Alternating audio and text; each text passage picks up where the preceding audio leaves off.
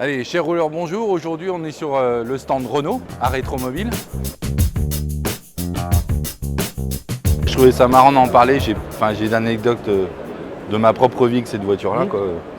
Ah bah ouais, Et d'avoir ça à Rétromobile, c'est complètement décalé, mais moi j'adore. ah oui, mais bon, elle est passée maintenant avec 30 ans, elle passe de l'autre côté, on va dire. Ouais, ouais. Alors oui, je sais, j'en entends certains qui vont commencer à hurler, mais qu'est-ce qu'il fait sur le stand Renault, Twingo, au milieu de toutes ces merveilles, Bugatti, Ferrari et compagnie? Eh bien, tout simplement parce que c'est une voiture, moi, que j'affectionne. Donc c'est la petite Twingo qui aujourd'hui donc fête ses 30 ans et qui rentre dans les véhicules de collection. Et cette voiture, moi je l'ai un petit peu dans le cœur parce que il y a 30 ans également, je rentrais des îles Canaries, parce que j'habitais aux Canaries. J'étais le beach boy qu'on ne reconnaît plus aujourd'hui, mais voilà. Mais c'est une voiture qui me tenait à cœur parce qu'elle a été dévoilée en première mondiale en presse sur l'île de Lanzarote. Donc je venais tout juste de rentrer.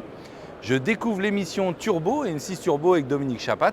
C'est la première fois que je voyais cette émission-là. Et il faisait un reportage sur mon île. Donc moi j'étais un petit peu déprimé de rentrer. Et en même temps je dis waouh, je vois ces petits bonbons acidulés présentés comme ça au milieu du désert volcanique noir profond. Et ces petits bonbons là étaient vraiment adorables.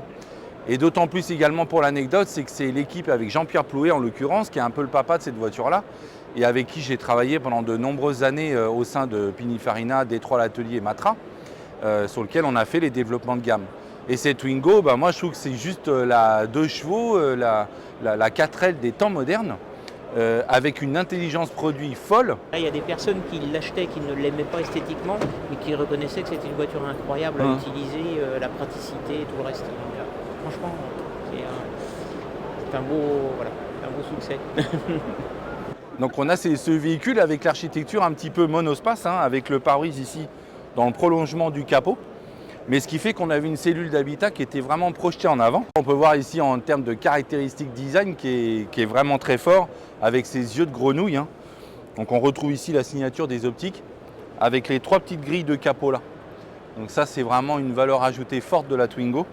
Capot très très court, très compact. Le balai d'essuie-glace monobranche. C'est un autre petit détail très sympa, c'était l'antenne de radio qui était prise sur le pied de rétroviseur.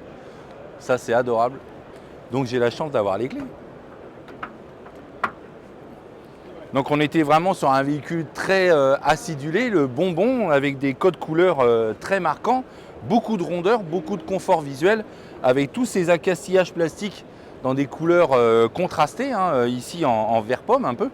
Et puis cette planche de bord qui est très avancée, avec le pare-brise très avancé, donc une sensation d'espace hallucinante pour un véhicule compact. Donc on avait ces sièges qu'on appelle des sièges in situ.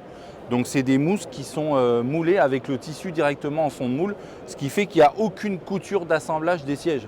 Donc ça c'était très exclusif pour l'époque, c'était une nouvelle technologie. Ce qui fait que là, tout est moulé d'un seul tenant, sans couture d'assemblage.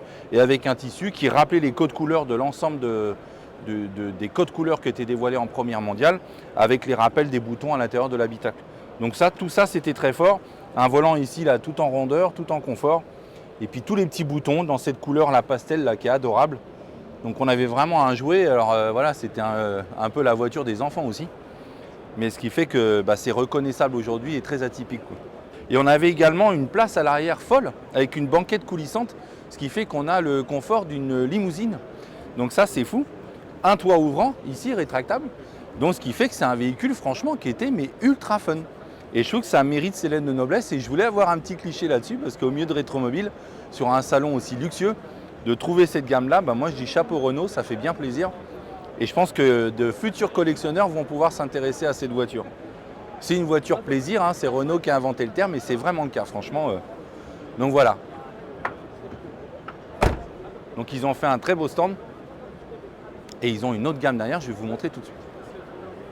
Donc ici, on a une évolution de la Twingo qu'on va appeler plutôt des phases 2. Donc c'est un véhicule qui a été quand même commercialisé pendant 14 ans. Donc c'est plutôt rare dans l'industrie automobile. Comme quoi, c'est un véhicule de niche et de réussite pour le constructeur et qui a duré très longtemps. Donc voilà une évolution. Ici, on a une version de nos confrères carrosserie Lecoq. Donc c'est Monsieur Lecoq qui avait édité une version plus luxe, avec une inspiration de véhicules historiques, Bugatti, etc.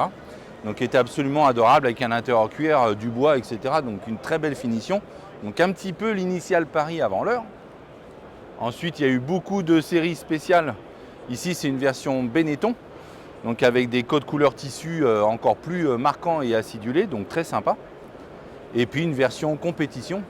Voilà, ici une Twingo Cup, mais apparemment qui n'a plus son moteur de Twingo, mais une moteur de Clio RS, je crois. Donc c'est un véhicule qui doit bien carburer. Donc là, on est dans la contre-allée du stand Renault consacré aux véhicules rétrofit, donc électrifiés. Donc on trouve ici le dernier concept car en date de la réinterprétation de la Renault Turbo, donc Turbo 3, magnifique. Donc un gros travail de design full électrique, ça doit carburer. Ici, on a une superbe Renault 5.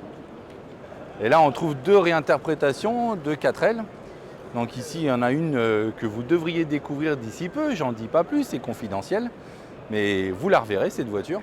Et puis là, le bureau de design qui se sont exprimés sur une 4L et puis une Twingo dans une culture totalement différente de ce qu'a l'habitude de faire le constructeur. Mais c'est fort sympathique. Donc voilà, bienvenue dans l'univers Twingo pour ses 30 ans et joyeux anniversaire. Et voilà, moi c'est un petit coup de cœur sur Rétromobile.